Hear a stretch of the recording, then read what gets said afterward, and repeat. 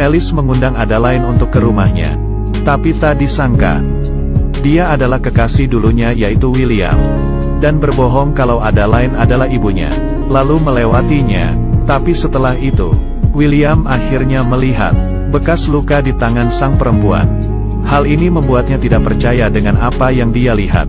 Ternyata beberapa tahun yang lalu, di saat dia berjalan dengan Adelaide, Adelaide tidak hati-hati, dan tangannya tertusuk oleh ranting pohon. Pria tua berambut putih ini kehilangan kendali dan berlari ke gudang rumahnya. Di sana, dia membongkar foto-foto lamanya. Setelah membukanya, dan benar di tahun itu, dia yang membungkus lukanya. Kemudian William menemui Adelaide. I know who you are, Adelaide. Luka lama yang ditahan Adelaide akhirnya mengakui semuanya ke si pria tua. Karena rahasianya yang terbongkar, membuat Adelaide tidak bisa menghadapi William dan Alice. Dia diam-diam memasukkan barang ke koper, lalu meninggalkan surat, dan tidak peduli dengan permohonan William.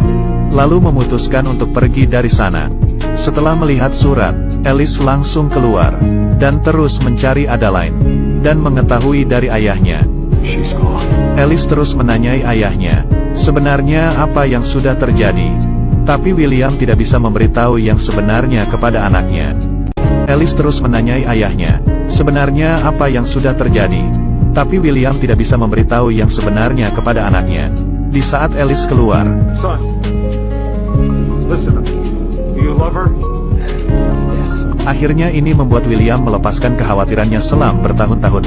Dia melepaskan anaknya untuk mencari Adelaide. Di sisi lain, Adelaide yang sedang di perjalanan, perlahan-lahan teringat dengan kenangannya. Demi menyembunyikan rahasianya, hidupnya selalu menghindar dari masalah. Dia kabur dari pantauan tim khusus, dan berpisah dengan anaknya, kabur dari lamaran William, dan kehilangan orang yang dicintainya. Seperti saat ini menghadapi Alice, apakah juga akan terus menghindar, mengingat muka Alice, dan hari-hari yang mereka lalui bersama. Mukanya berlinang air mata. Akhirnya dia memutuskan untuk berani menghadapi ini semua. Tapi di saat dia memutar balik,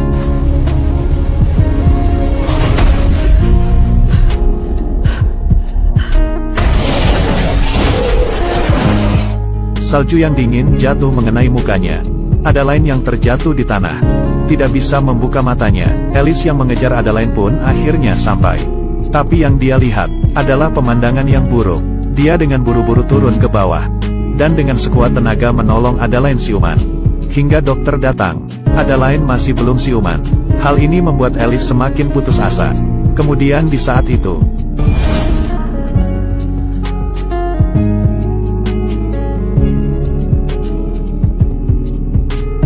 di dalam rumah sakit, setelah Alice mengetahui Adelaide tidak apa-apa, dia menangis gembira, dan Adelaide yang melihat Alice di depan matanya, yang sedang menyatakan perasaannya. Dia tidak bisa menahan air matanya yang berlinang.